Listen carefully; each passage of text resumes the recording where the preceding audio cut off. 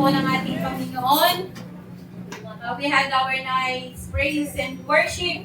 Nawa ay mag-stay po ang presence po ng ating dakilang Diyos sa ating buhay sa hapong ito. Nabasa na po kanina yung ating teksto. Matatagpuan po natin sa libro ng Hagay, chapter 2, verses 1 to 9. At bibigyan ko po ng title, ang Hagay 2, 1 to 9, Don't Cry, because God is with you. Ulitin ko po, huwag kang umiyak. Kasama mo ang ating Panginoong Jesus. Dumating na ba? Sino dito yung nagda-diet? Oh. Yung mga nagda-diet dyan, nasa momentum ka na ng diet eh. Ilang gabi kang hindi kumakain ng rice. Pero nagluto yung kasama mo sa bahay ng paborito mong ulam. Yung parang nagigisa pa lang, kumukulo na yung tiyan mo. So nawala yung momentum dahil sa amoy ng paborito mong ulam. Kaya naman, dahil sa excited kang pumayat, pinalak mo at ginawa mo naman on the first day na mag-jogging or mag-walking or mag-gym. Naranasan ko po yan eh. Kaya lang, sa first day na yon, sumakit yung kasukasuan natin. Kaya pag second day, parang feeling mo hindi mo na ma-lift up yung barbell, hindi mo na maihakbang yung paa mo dahil masakit na yung muscle mo. So, nakanan po tayo ng momentum sa mag-exercise. O dito na naman, pag bagong kasal ka, ayan, very sweet kayong mag-asawa kasi wala pang anak.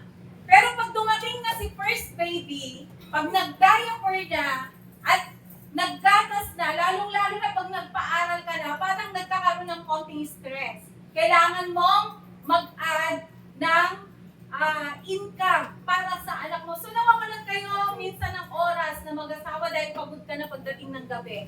So nawawalan yung momentum ng sweetness ninyo. Kaya nagkakaroon ng hindi pagkakaintindihan na sa mag-asawa. Sa atin po bilang anak ng Panginoon, kung bago-bago po tayo sa ministry, alam na alam po tayo, di po ba? Sino yung naranasan ditong mag-alab? Nung pumasok siya sa ministry. Na, mukhang wala. Mukhang walang nagalaw, vision.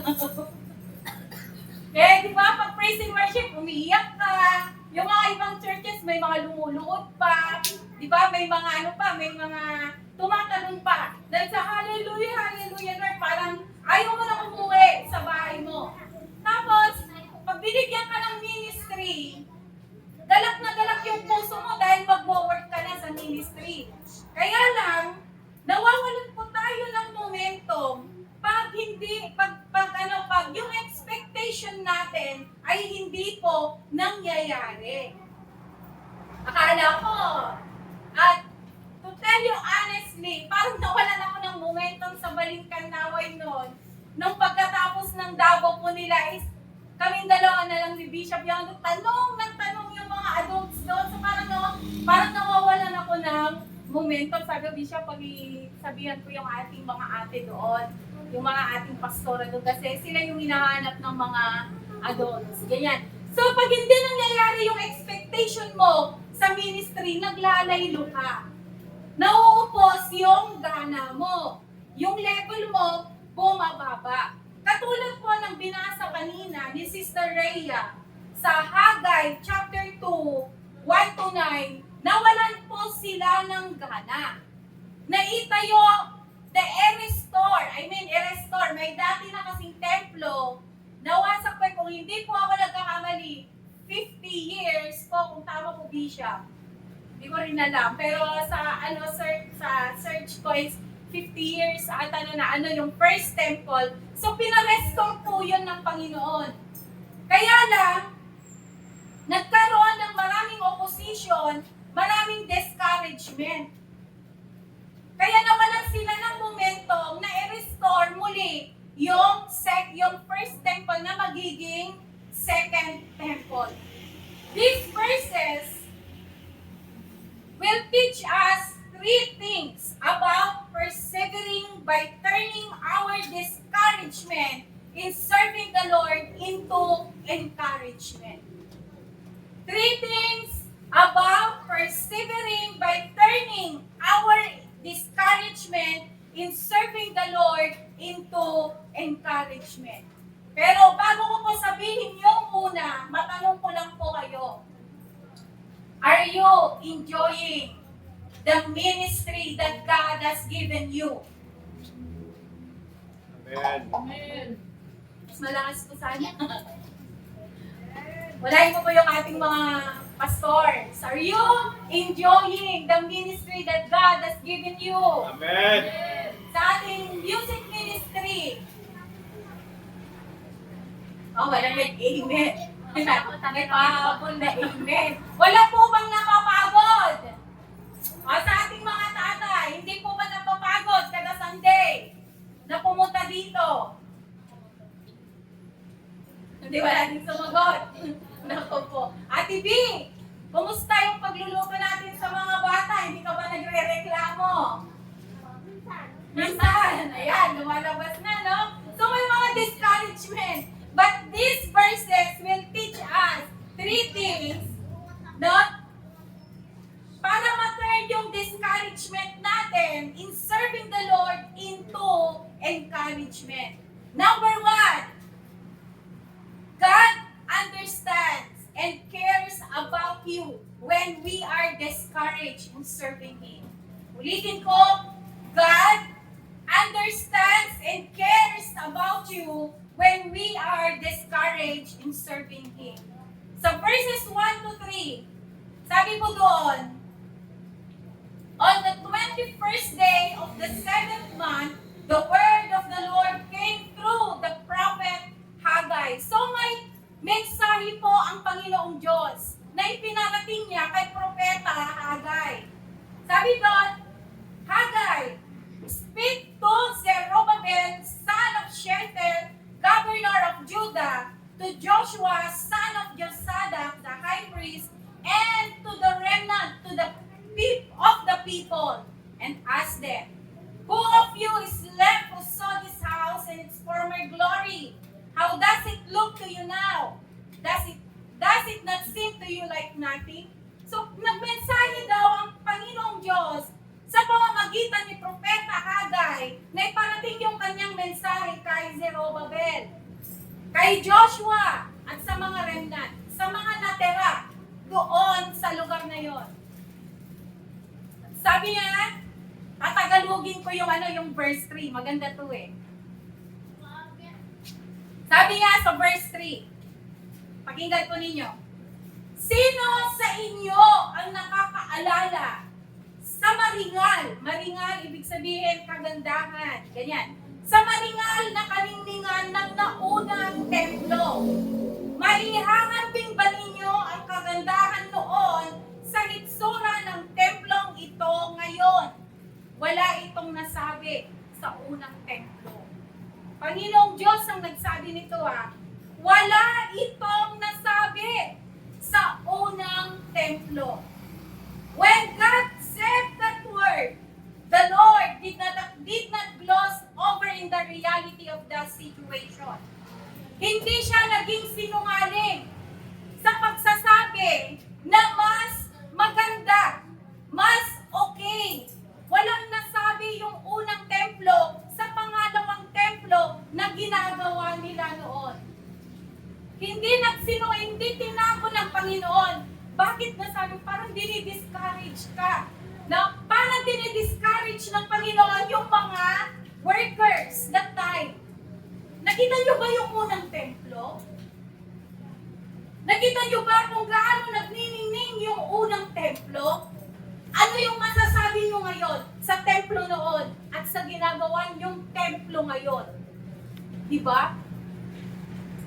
Walang nasabi yung ginagawa nyo ngayon sa naunang templo. Bakit nasabi ng Panginoong Diyos sa kanila yon? Because God understands and cares about the situation. Kasi alam ng Panginoon kung ano yung nasa isip nila. He knows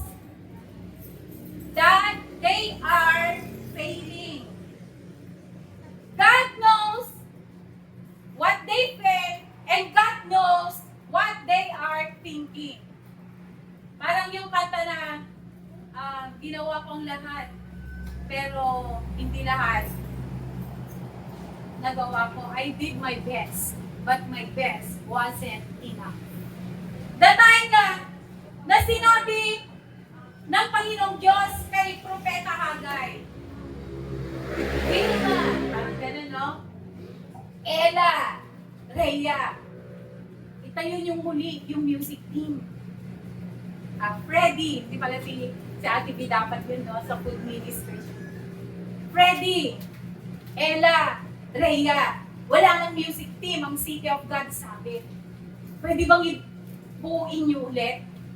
Siyempre, first time nilang magsama-sama. So, nakakapagpalagayang, parang nagpapalagayang loob pa lang sila.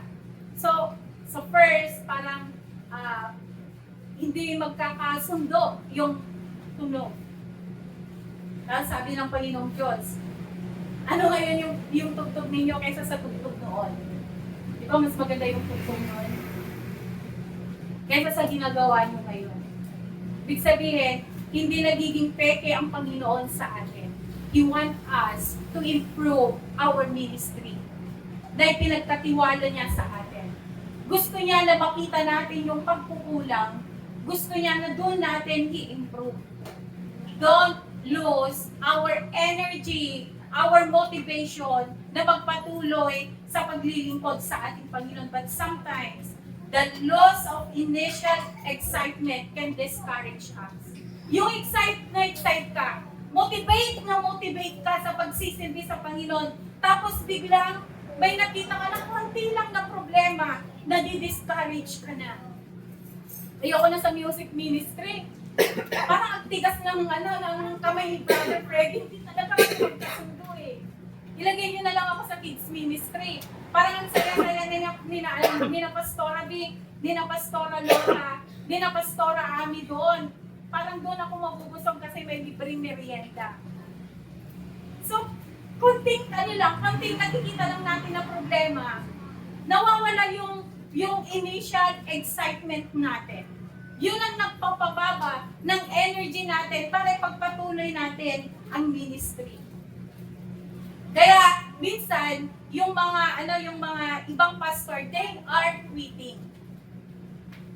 Kasi hindi na-meet yung expectation nila sa ministry. Kailangan 3 months, marami na yung mga tatay natin. But still, ganun pa rin yung numbers. So, nawawala ng excitement lahat. Naranasan ko po yan. Minsan sa Balintaway, inahanap namin ni Bishop yung mga wala every Wednesday worship celebration. So, we did a plan, we did strategy to bring them back. Binisita namin, nag-Bible study kami, pero ayaw pala nila ng ganung way. Hanggang ang mga iba, hindi na rin umattend. So, parang nakaka-discourage. No? Parang, Bishop, parang tayo pa yung nagkamali sa pagbisita sa kanila.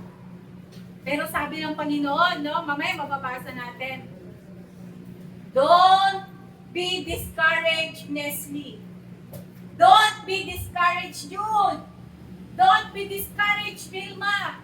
Go on. Take courage. Be strong. Magpatuloy kayo kahit kukunti lang kayo. Sometimes God motivating us. At ang isang pagpapala, kahit na maliit yung umaattend, yung pagiging strong ng team na nagdagan ng ministry. At doon maraming hinahawakan sa ibang ministry. Nakikita natin, no, yung discourage na nakita ko, pinalitan ng Panginoon ng encouragement. So yung loss of initial excitement na nakapag-discourage sa akin, biglang umangat dahil sa isang ministry na ibinigay pong muli ng ating Panginoong Yesus. Yun ang kids ministry. And we are earning some adults na nakikinig din po doon. They are joining us, no? Pag nagpapaawit kami ng mga awiting pambata, maliksi din silang sumasayaw.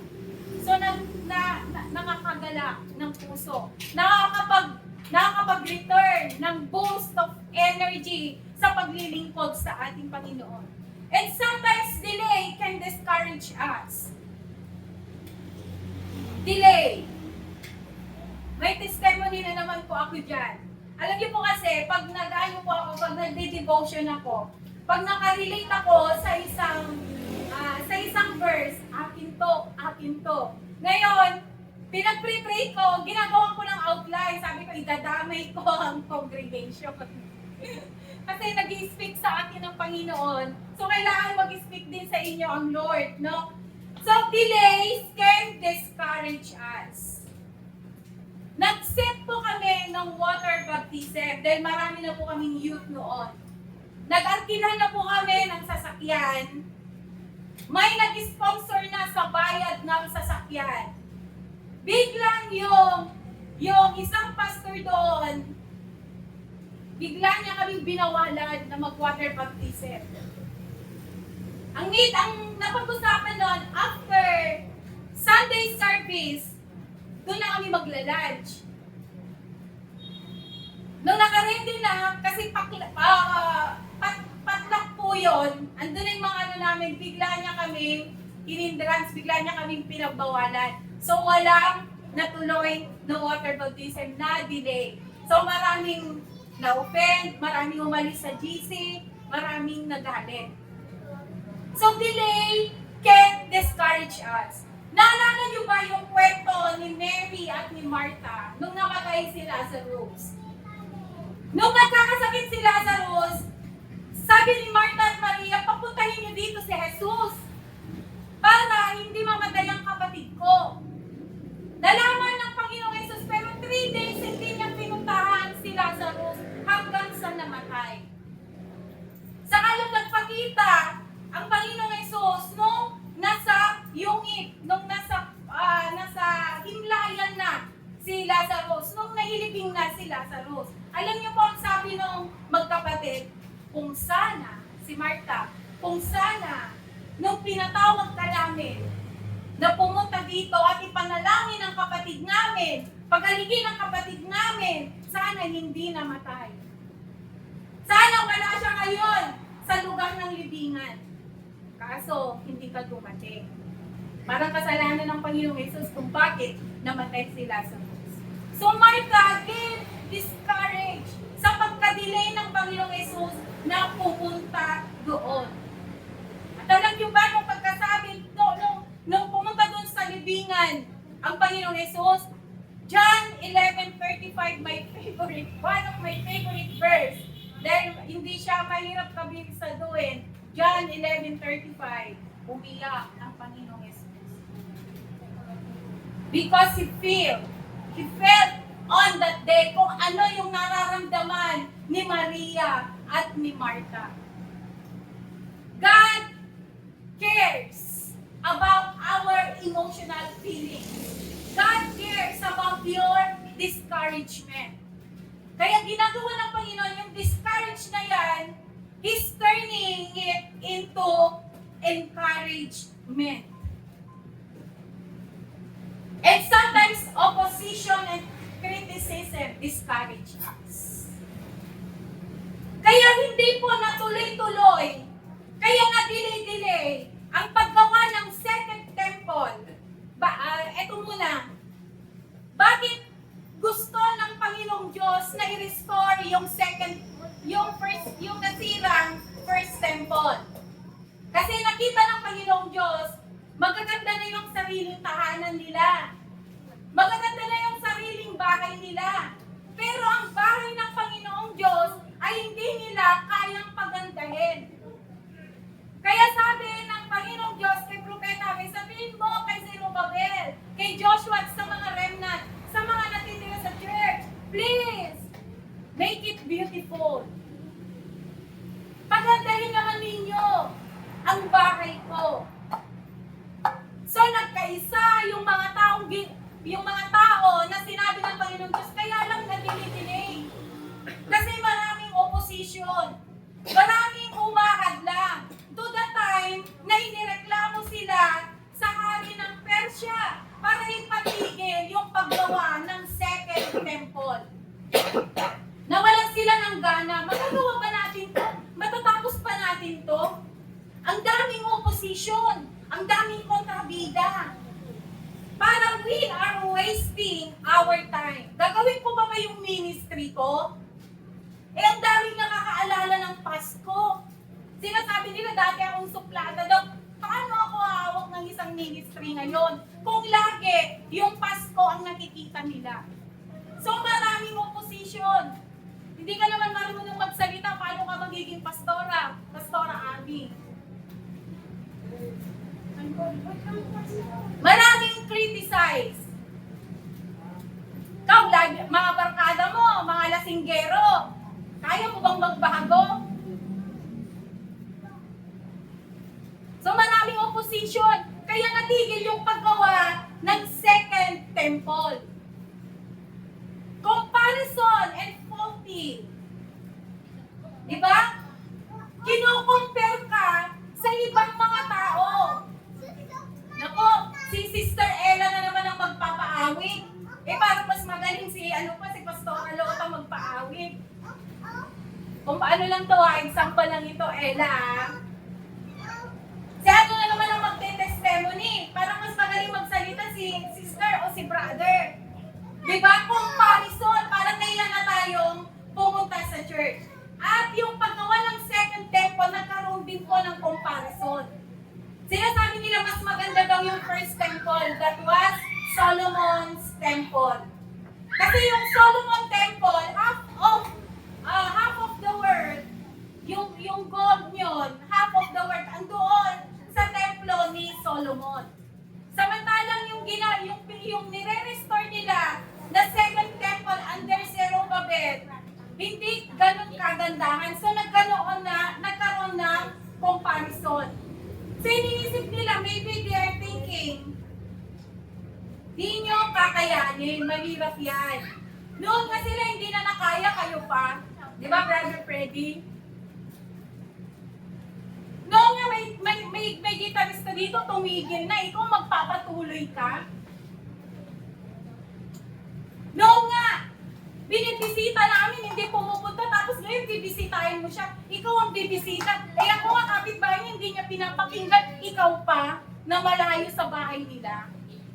Pupuntahan mo pa. Ilang beses na namin binisita yan. Ilang beses na namin inanyaya yan. Pero wala, hindi namin naaya. Ikaw pa kaya na hindi niya kilala?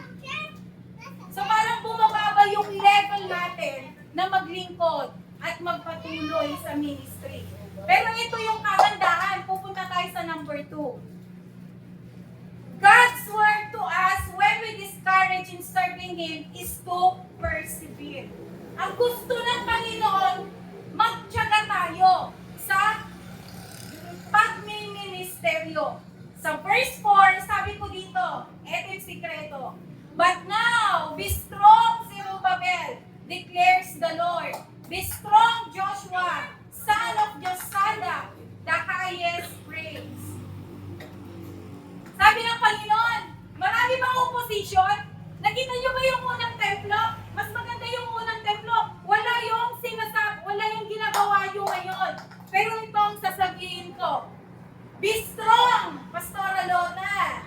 Be strong, Bishop Jude. Be strong, Pastora Vic. Be strong, Alian. Sabi niya, take courage. Yung pala, kaya sinabi ng Panginoon yung verse 3 kanina, na sinabi ko sa inyo, walang-wala yung ginagawa niyong temple sa unang templo. Pero sabi ng Panginoon, be strong, Zerubbabel. Ito yung gusto kong sabihin sa inyo. Kung mas maganda man noon, be strong. Kasi nag-uumpisa pa lang kayo eh. Hindi ninyo alam yung kakahinatnan kung magpapatuloy kayo. Kung malalampasan ninyo yung kagandahan nila. Anyways, wala pong competition when it comes to ministry. Kailangan dyan ay may unity. Pero that's the way God encouraged them on that time. Hindi man mas maganda yung ginagawa nilang templo, hindi man nila matulad yung kaniningan ng templo ni Solomon, but God said, be strong, Zerubbabel. Be Joshua, be strong, people of Israel. Ngayon, gano'n naman ang sinasabi ng Panginoon sa atin ngayon, be strong, city of God, sabi. Marami po ba tayong nakikita na hadlang dito, na ministry natin dito sa Sabit? But God is saying to you now, be strong, city of God. Amen. Take courage and keep going. How to persevere? Paano tayo magiging tiyaga? Paano tayo magiging matyaga? Di ba kaya tayo nagtatrabaho? Bakit tayo nagtsatsaga? Kahit napapagod yung katawang lupa natin. May inspiration tayo. Kung wala kang tiyaga, hindi mo mapapakain ang pamilya mo. Tama po ba, mga tatay? Kung wala kang tiyaga na magluto, mga nanay, hindi kakain ang mga anak mo. Tama ba, mga nanay? Kung hindi ka magtsatsaga na labhan ang mga damit ng asawa at anak mo, magiging ubod-ubad ang pamilya mo. Tama po ba, mga labanderang katulad ko? Natawan si ate. Ano? Pag wala kang tiyaga na mag-alaga sa mga anak mo, lalaki sila na malayo sa Panginoon. So, perseverance requires the right action. And what is the right action? Work. Magtrabaho ka sa ministry. Hayaan mo lang kung ano yung sinasabi nila. Like Joshua and Caleb. Sabi, tignan nyo nga yung lugar na yun, yung sasakupin natin. Kung doon tayo sasagana. Alam nyo yung mga unang pumunta doon? Discouragement, yung dala nilang balita. Discouragement, yung dala nilang report. Sabi niya, boss, huwag na tayong tutuloy doon. Mga higante yung tao doon, isang pitik lang sa atin. Matatalo tayo. Hindi natin masasakop yung lugar na yon. Pero the right attitude came to Joshua and Caleb. They still worked together. Sabi ni Joshua at Caleb, tara, tignan pa rin natin. Tignan natin baka iba yung maging yung makikita natin. So pumunta si Joshua at Caleb, nagtrabaho pa rin sila kahit na bad report yung narinig nila. Kahit yung narinig nila masama yung lugar na yon, they work together. At ang nakita, ang ipinakita ng Panginoon sa kanila, masasaganang prutas, malawak na lupain, at kayang-kaya nilang sakupin yun. Perseverance requires the right action. We must work. Faith without action is dead. Hayaan mo lang yung sinasabi ng tao. No? Hayaan mo lang yung mga opposition, yung mga bad comments sa'yo. Work, work, work in the ministry. Do not, alam niyo, 3 times na sinabi ng Panginoon, huwag kang matakot. Do not fear. 3 times po yung sinabi sa Haggai, chapter 2. Sabi sa akin noon, hindi yan tatayo na pastor, walang alam yan. Ang alam niyang Biblia, Genesis to Moises, kaya hindi ko makakalimutan. Minsan pinangalanan ako, Genesis to Moises, 3 pastor. Dahil hindi ko raw alam na Genesis to Revelation. Dahil bobo daw ako sa Bible. Yun po ang sinabi sa akin, harap-harapan, 3 pastor, wala kang kakayanan. Pero pinili pa rin ako ng Panginoon, nagpursige, nagtiyaga sa pag-aaral, nagtiyaga kahit sa Tarlac ako pumupunta, nagtiyaga kahit sa Ordaneta ako pumupunta, nagtiyaga kahit na gabi na ako nagsimula dito sa Sabit. Yung 2 pastor na yon, they have no church. Katulad ko noon, nagalag. Kung sino lang yung mag-imbita, doon ka pupunta. So na-twist yung discouragement to encouragement. But I love them. Dahil nakasama ko sila sa church. Mga kapatid, work, magtrabaho lang tayo. No? Minsan nasabihan si Ate B, pangalawang feeding namin, di masarap yung champurado. Nung nagchampurado po kayo, nagchampurado kita. Kulang yung gatas. Di ba palpak din po yung champurado? Ayaw ng mga bata. Gatas, gatas! Maganon pa sila. Pero kulang pa rin yung champur. Ang laking kaldero. Yung kasasabi nila na hindi masarap at walang gatas, naubos, nag-uwi. Hindi lang nag-second time, may nag-fourth time pa na kumain ng champurado. Mga nagre-reklamo pero inubos yung laman ng kaldero. No? Akala ko madi-discourage na si Mama Bing. Pero it turns out into encouragement. Kulang na naman yung sopas kahapon. Thank you, Binis, sa pag-ano mo. And perseverance requires the right attitude. What is that right attitude? Be strong. Be strong. Yung mga tao noon, nag-focus sila sa mga opposition at criticism. Tama na. This is not the right time para itayo yung templo ng Diyos. Mag-focus muna tayo sa mga bahay natin. Mag-focus muna tayo sa sarili natin. Mag-focus muna tayo sa mga bahay natin. Ayaw nila eh. Laging kino-compare tayo doon. Na? Sa unang templo. Kaya itigil na natin ito. The people who are restoring the temple focus on weak situation, on weak side, on negative side. Ang alam nila hindi na matatapos dahil kakauyaw sa kanila. Kaya sila na mismo tinigil na yung paggawa, yung pag-restore ng second temple. Pero sabi ng Panginoon, be strong. Keep going. City of God, sabi. Kahit na pinagtatawanan kayo, no? Kahit na maraming nasasabi sa inyo, kahit na hallelujah kayo, sabi ng Panginoon, be strong, keep going, and take courage. Sabi ko kanina, God also motivating us. Pero kung minsan yung pagmomotivate ng Panginoon nakakapagod. Lalo na kung mag-isa ka lang nag-iisip ng strategy. Pero alam niyo, sa pag-motivate ng Panginoon is very amazing. Sabi ko, ano na naman kaya yung strategy ko sa mga kids? Para makatch mo yung attention nila, mga iba kasi nung first, mga iba nagchichismisan, di sila nakikinig. Hanggang sa nakuha yung attention nila sa kwento. Dahil may, pag nakasagot sila, may reward. Ano na naman kaya, kailangan maging masaya. Lagi para excited sila every Saturday.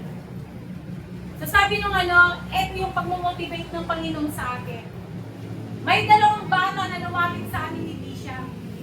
Sabi niya, Mami Nes, kasi Mami Nes na rin yung tawag nila sa akin doon. Mami Nes, sa Sabado po, pwede po ba magpa-games po kayo ng paramihan ng memory verse? Sabi ko, praise God. Ginamit mo yung mga bata para magkaroon ng bagong strategy at bagong idea.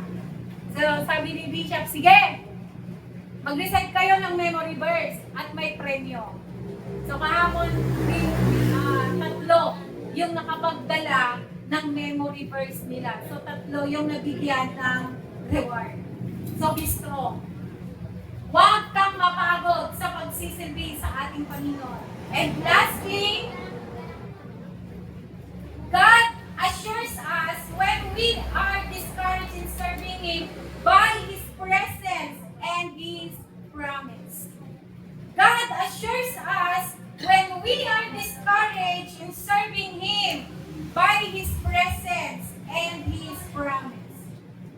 Una, sabi ko, presence.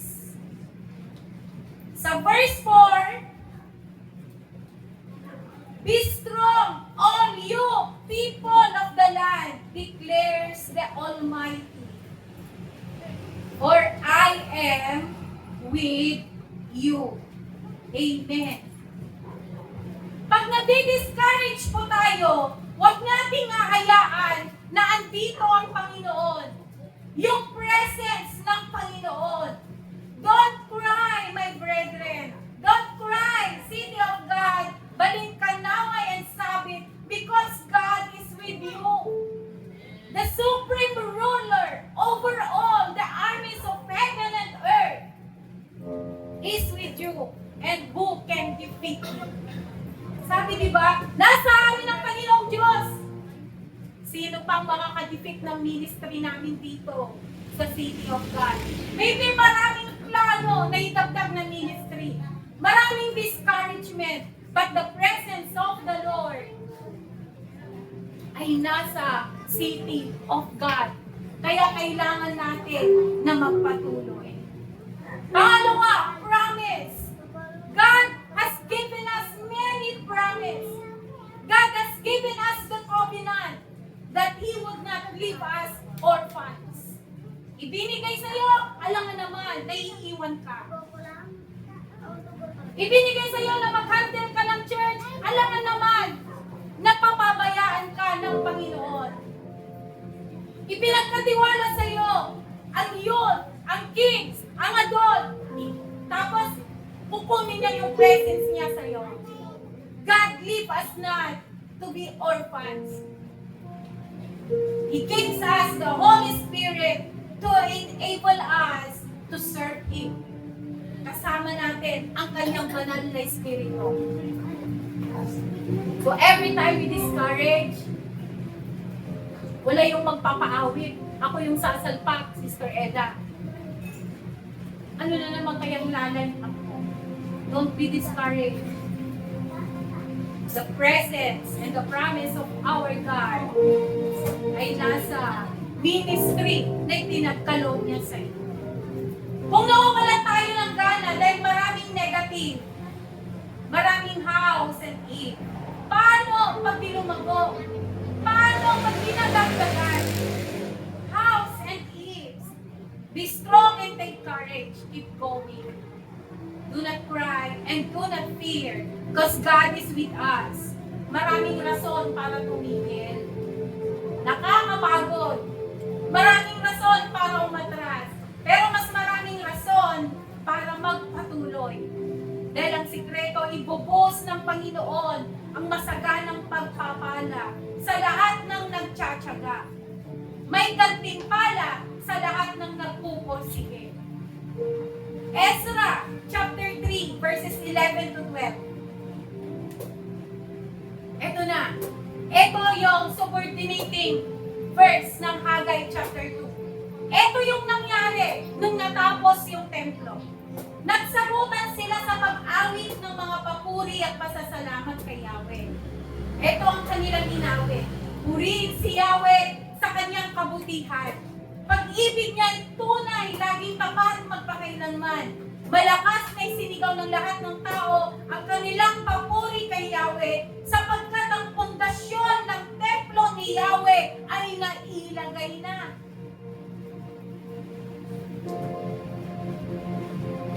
Sa kabila ng mga opposition, criticism, pagrereklamo sa hari ng Persia, praise God, ang pundasyon ng templo ni Yahweh tapos na. Nailagay na. At marami sa matatandang pare, Levita at pinuno ng mga angkan na nakakita sa unang templo ang umiyak ng malakas habang sinasaksihan ang paglalagay ng pundasyon ng bagong templo. Marami ring tao ang sumigaw ng may kagalakan. Mga pare, mga Levita, may mga posisyon sa lugar na yon na iyak. Dahil alam nila yung kwento ng unang templo. Nakita nila yung unang templo. Pero sila'y umiyak sa kagalakan nung nakita nilang tapos na ang second temple. Sa inyo, maraming discouragement, inuulit ko yan. Maraming ibinigay sa inyong Panginoon na maging intercessor ninyo. Habang nagmi-ministry ka, maraming nananalangin sa'yo. Maraming nakikigala. Pag pinost mo yan sa Facebook, maraming nakikigala. nakikigalak dahil natapos mo ang araw na yon. Natapos mo ang ministry na ipinagkatiwala ng Panginoon. Kahit na may comparison, kahit alam nila, nagaling tayo sa ibang church, mas magaling ang mga nagtuturo doon. Pero ngayon pag pinost mo yan sa Facebook, maraming nakikigalak sa inyo. Amen? Ang akala nyo lang, kayo lang. But God has given you the intercessors. Yun. Wala mang pastor sa youth night ninyo. We are your intercessors. We are interceding you. Hindi man kami magkakasama every Saturday sa kids ministry. Friday night, inaangkin na namin ang katagumpayan kahit mga bata yan. They will be the foundation of their generation. And verse 13, dahil dito hindi na malaman kung alin ang sigaw ng kagalakan at alin ang sigaw ng pag-iyak sapagkat ang ingay ng mga tao nagpapalabas at dinig sa malayo. Sabi ng Panginoon, ulitin ko, Adonai, kung pangalan ba yung temple ni Solomon, di ba walang-wala sa ginawa ninyo? Sabi ng Panginoon, but be strong, Zerubbabel. Be strong, Joshua. And now, Ezra, chapter 3, verse 13, hindi mo na malaman yung sigawan ng kagalakan, sigawan ng pag-iyak, ang ingay ng tao dahil praise God, tapos na. Hindi ka man nagamit sa unang church na pinuntahan mo. Praise God! No, ang buong kalangitan nakikita, nag-graduate na si Rhea. Ang buong kalangitan nakikita na si Brother Freddy. Ang buong kalangitan nakikita, may kids ministry na noon ay wala kang hawak. Praise God! Noon ayaw kang patayuin sa pulpito ng mga pinuntahan mong church. Andito ka na ngayon, you are sharing the gospel of God. Noon ayaw mong mag-testimony. Ngayon, nakikigalak ang City of God, ang buong kalangitan, dahil marunong ka nang magpahayag ng kabutihan ng Panginoong Jesus. Magtatapos pa ako sa isang illustration. Barko. Ano ba yung mga ministry mo dito? Lagay natin sa barko. Sa akin, may pulpit ministry ako. May uniform in men ministry ako. Isipin ninyo kung ano yung mga ministry ninyo. Hindi ko padamihan. Ilalagay ko sa barkong ito yung pulpit ministry. Ilalagay ko sa barkong ito yung men in uniform ministry. Ilalagay ko sa barkong ito ang 4Ps, LGUs ministry, DSWD ministry. Ilalagay ko dito ang DOJ ministry. Ilalagay ko dito ang kids ministry. Maraming discouragement. Alam ko na every ministry ay gagawang kaaway. Kaya, bibigyan kanya ng discouragement. Tayo magpapadiscourage din. So, nawawalan tayo ng momentum. Paano ko magpapatuloy? Paano ko mararamdaman? Paano ko ilalagay yung sarili ko sa mga dati nang nakakulong? So, titigil ka ngayon dahil binibigyan ka ni Satan ng discouragement. Pero sabi ng Panginoon, magpatuloy ka na. Pero pinapakita ng Panginoon, wala kang pamasahin, Leslie. Tumigil ka na. Wala ka rin alam sa batas, bakit nasa DOJ ka? Sa lang ang sagot ko. Pilayan man ako ng kaaway. But I have Jesus.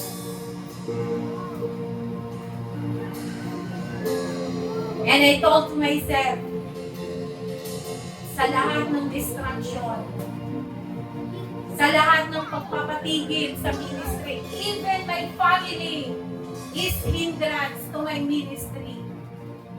Maraming ginagawang kaaway. I am not a good testimony, lalo na pag-usapin ng pamilya. Napakalaking discouragement po yan. Kaya sabi ng Panginoon, be strong, Leslie. So I keep on going. Then I have Jesus. Naina ko na yung lahat ng shame. Naina ko na yung lahat ng discouragement. And He turned it out to encouragement.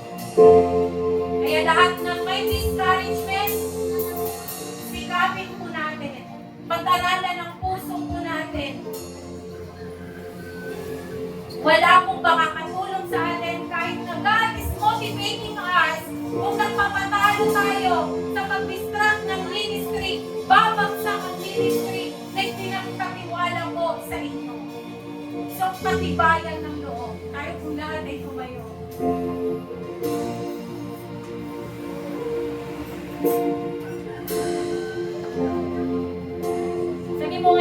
Sabihin mo sa iyong katabi.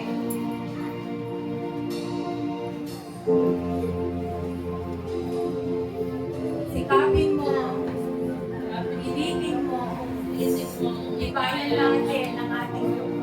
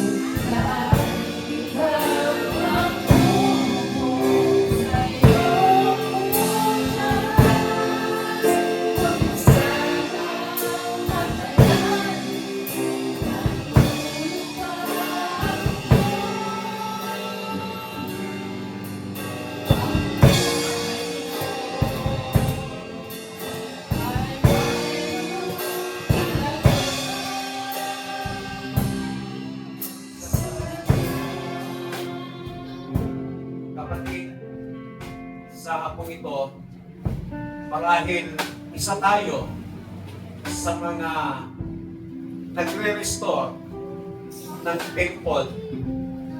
Di man natin kayang sabayan yung mga iba. Marahil nakakarinig tayo, nakaka-discourage ka dahil wala man tayong permanenteng place of worship. Wala tayong maayos na place of worship. Wala tayong aircon, wala tayong tiles na place of worship. Marahil nakakaranas ka ng discouragement ngayon dahil sa mga problema na sunod-sunod na dumarating sa buhay mo. Marahil nakakaranas ka ng discouragement ngayon dahil sa mga sitwasyon na pinagdadaanan mo. Pero the message of God is be strong and take courage. Hindi tayo papabayaan ng Panginoon. Huwag ka lang magpa-discourage sa anumang ibinugulong, sa anumang ginagawang distraksyon ng kaaway sa buhay po natin para hindi ka magpatuloy na maglingkod, hindi ka magpatuloy na magpuri sa ating Panginoon. This afternoon, we must restore, we must rebuild the new temple, the temple of God. At sa panahon natin ngayon, that temple is yours. ang templong yan ay ang ating sarili. Pwede bang sabihin natin, sarili ko, huwag kang ma-discourage. Come on, sabihin po natin, sarili ko, huwag kang ma-discourage. Hallelujah. Salamat sa mensahe ng ating Panginoon. Pagdating sa ministry, marami na pong distraction. Marami na pong discouragement ang ginawa sa akin ng kaaway. Pero my principle is this, as long as na meron pa rin gumagalo na mag-worship sa Panginoon, and as long as na hindi ako sinasabi ng Panginoon, bumitaw ka na, hindi ako bibitaw, hindi ko ititigil ang isang gawain ng Panginoon. Although, ang daming discouragement na ginagawa ng kaaway. But thank God sa kanyang message sa hapong ito, we must take courage and don't be discouraged. Panginoon, sa hapong ito, maraming salamat sa iyong masalita na aming napakinggan. Thank you sa buhay ng iyong lingkod na siya mong ginamit sa Pastor Leslie para ibahagi ang iyong mensahe, Panginoon. Yes, inaamin po namin. Sometimes may mga discouragement. Sometimes nakakaranas kami ng mga discouragement sa aming mabuhay. But salamat, Panginoon, dahil alam namin, nandiyan ka lagi. Nasama ka namin, Panginoon. Hindi mo kami iwanan. Hindi mo kami papabayaan. Tulungan mo kami, banal na Espiritu, ng discouragement nito na nararanasan ng bawat isa ay magiging encouragement sa amin upang kami magpatuloy na maglingkod, magpatuloy na mag-worship, magpatuloy na magpagamit sa inyo, Panginoon, whatever the cost. Dakilang Diyos, patuloy kang kumilos sa buhay ng bawat isa sa amin. Patuloy mong pagpalay ng bawat isa, maging ang iyong lingkod na siya mong ginamit. Patuloy ka pong magbigay sa kanya ng mas marami pang revelations na nagmumula po sa inyo, Panginoon. Salamat sa hapon po ito, nawa lahat kami ay patuloy na may courage upang patuloy kami na gumawa sa mga ministeryo na ipinapagawa mo at ipinagkatiwala mo sa bawat isa sa amin. Salamat po ng marami. We give you all the glory. We give you all the honor. We give you all the praises, thanksgiving and adoration. In Jesus Christ, mighty name we pray. Amen. Palakpakan po natin ang Panginoon.